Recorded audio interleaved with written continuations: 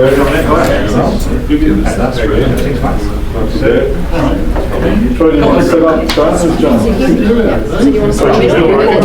the middle? Drag me in the middle.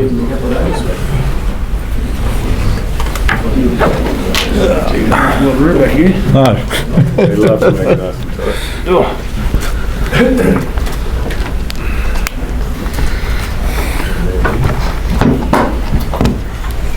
Was it?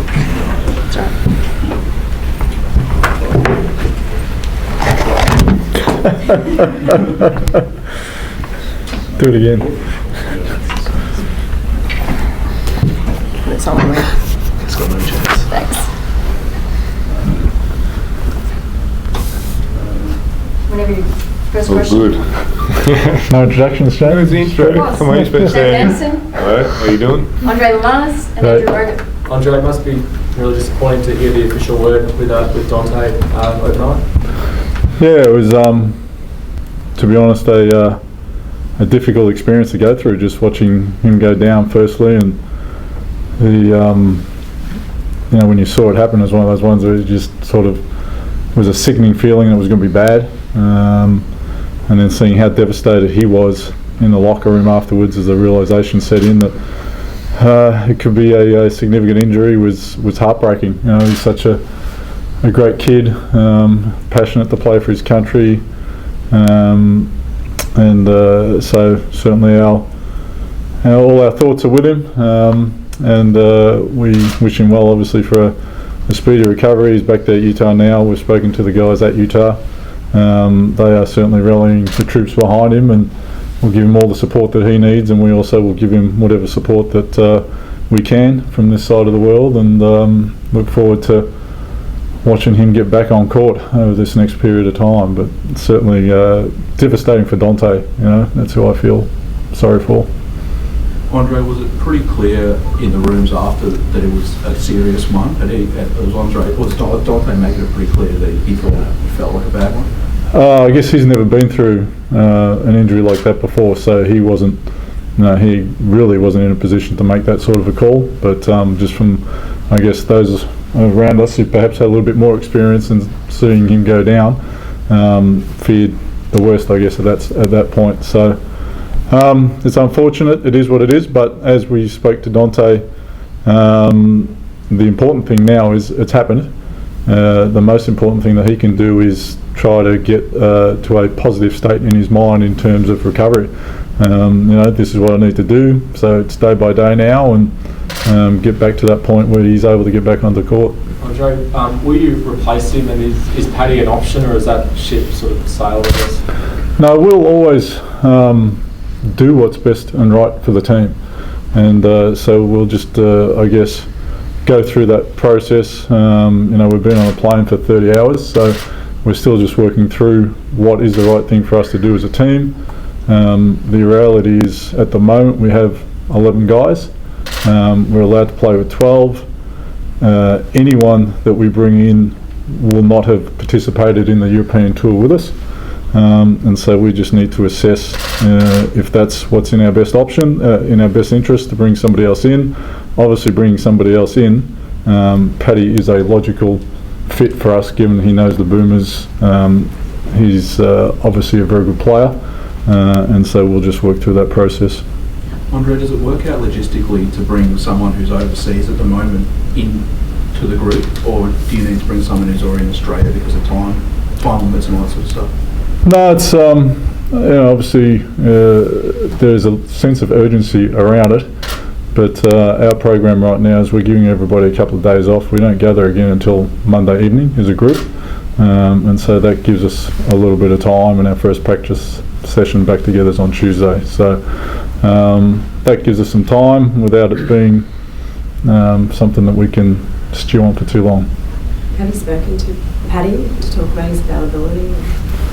We've reached out to him, but we haven't been able to connect as yet. Again, it's been a 30-hour flight, so it's been difficult communicating. So once we finish up here, we'll see what happens.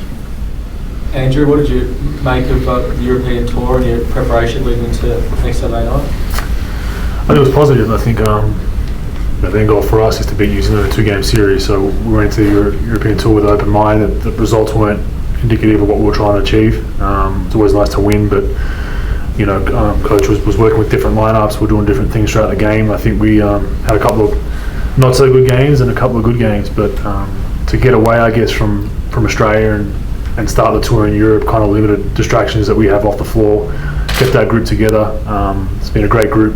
We're hanging out a lot off the court, playing cards together, going out for dinner. And I think when you're in a foreign country, you stick together like glue a little more because your families and friends, and a lot of guys don't have phones at work and roaming and all that, so it kind of helps keep guys together. You got no choice but to communicate, so it was kind of a positive. What did you make of the way the guys came together, considering you haven't been in the group for quite a few years? Other guys have been away from each other for a year or so. How did they come together? It's been great. Look, guys that play for the national team are obviously doing it for the love of the game. We don't really get paid to do this. A lot of guys have long seasons. Whether it's David, myself, Delhi, guys playing in Europe till June, July. So we all come together for one goal, and that's to beat New Zealand this year and hopefully qualify for the Olympics. But it's always great to be playing for the right reasons. A lot of times professionally there's an enormous amount of distractions involved with money and contracts and guys trying to build their value and get numbers and all that kind of stuff. And with the national team, it feels much more pure because you're guys playing for the one goal, and that's to win. Andrew, given the circumstances, would you like to see Paddy, I guess, answer the call? We'll see where that's at. Obviously, he'd come in and help the team.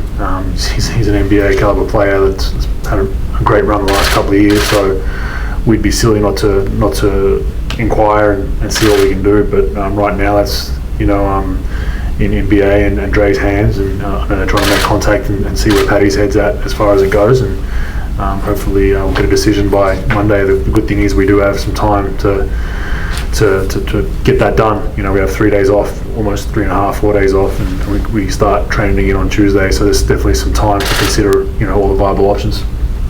Dave, you've been around this thing a long time. Give the Australian public an idea of what's coming with the All Blacks next week. Well, we're always in for a bit of a fight. I mean, there's no shame in saying we both go at each other pretty hard, and I'm sure this year will be no different. They've got a good squad, and well, obviously the stakes are high. We want to get to Rio, so that's our biggest goal. We've done a good job, like Andrew said. We were overseas for 2 and a bit weeks, and the team bonded really well. Unfortunately, things went a bit sour with Dante going down, but I think we can bounce back, and we've got a good group of guys who can obviously cover that kind of thing.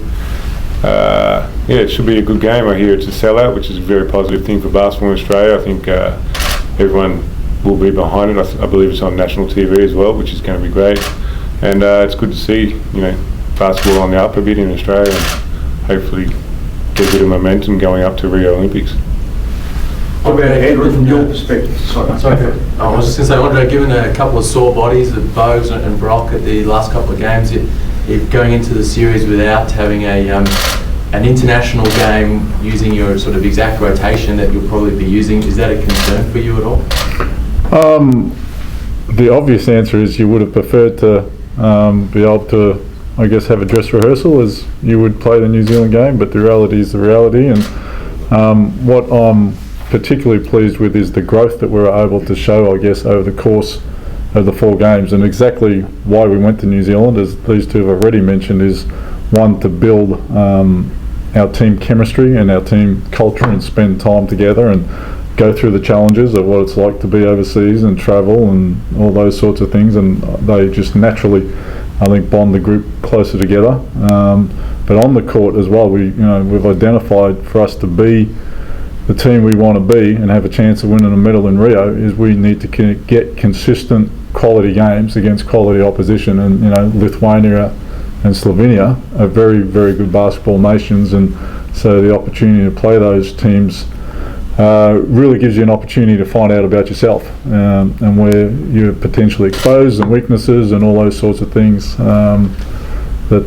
develop out of playing those games. So I thought we really progressed over the course of the tour to the point in the last game against Slovenia. I thought we played particularly well, and so we've had good learnings from that group, from that tour, that will hold the group in good stead as we now prepare during this last week. And as I guess anyone who's been around the sport for any period of or any length of time knows that the most important thing is to get there healthy.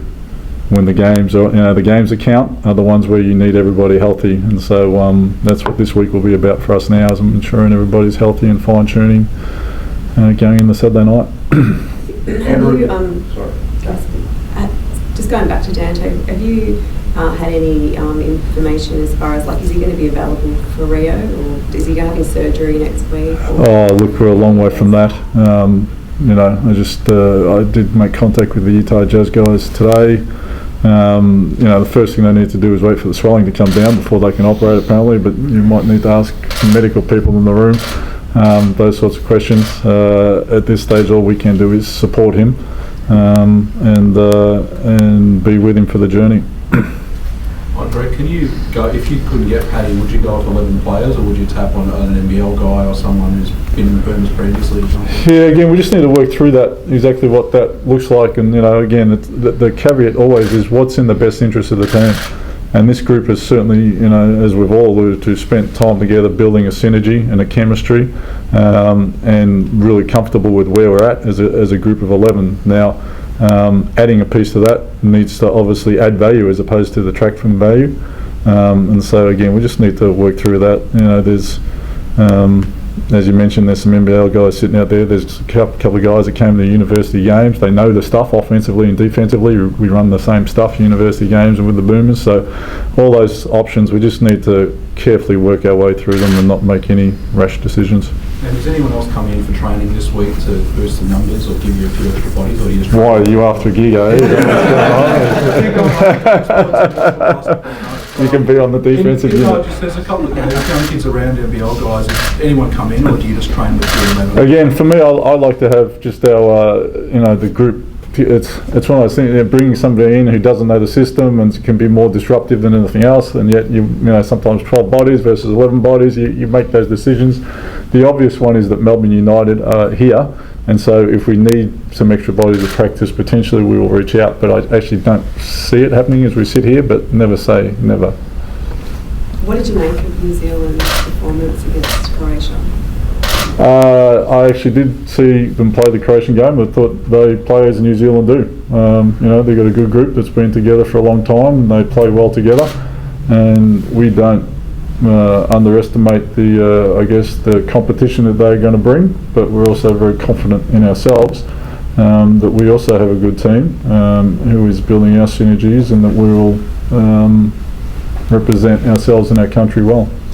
Bugs, you look like you maybe just twinged the back a little bit in that first Slovenian game on a box out. How's your body feeling? Just some general soreness, nothing too serious right now. Just being smart. I took time off since July 20th when we won the championship. Didn't do a whole lot till probably early July. Started getting in shape, and then we had a pretty good camp in Croatia, and probably just some heavy legs carrying into a couple of games. Being 7 foot doesn't help me either, and with all the travel and stuff, probably just get used to that, starting up again. So probably like starting a car. It hasn't been driven for a year, so just got to make sure everything's running fine. Had a couple of rest days, and I'll do some treatment over the weekend, and should be good to go next week. Andrew, a couple of the title with the Warriors. How's that changed you? 10 years since you were drafted. Well, it's what you play for. I've had a lot of trials and tribulations throughout my career. I think that makes the championship even sweeter for me personally. And to go from a small market like Milwaukee that never really had a chance to compete for a championship to an organisation that never had a chance to compete to a championship, to actually building within 3 years and winning it. It's an unbelievable feeling. We were never picked to even make the second, third round this season, and Coach Kerr, everyone that was involved and had their handprints on the franchise did a fantastic job. It's an ode to our general manager, our owner, and our coaches, and looking forward to hopefully building a dynasty. What's it mean to come back here and play for the Boomers? Your hometown, Rod Laver Arena, hasn't been used for basketball in 15 years. The place is going to be jam-packed. It's huge. The closest we've been to a sellout, I think, was 9,000 when I played in 06. 8 or 9,000 we had, and that was great. But to have a sellout, Rod Laver is a fantastic opportunity. It's on national TV, as Dave said. And hopefully that momentum can carry on not only for us into Rio, but for the NBL. They've relaunched and they're trying to do the right things too. So I think for all the negativity we hear around basketball, in this country in the past, I think it's a very positive time, and I think that hopefully you guys put out some positive articles and TV interviews, because it's an exciting time to be a Boomer and be involved with basketball in Australia. All good? Thanks, everyone. Thank you.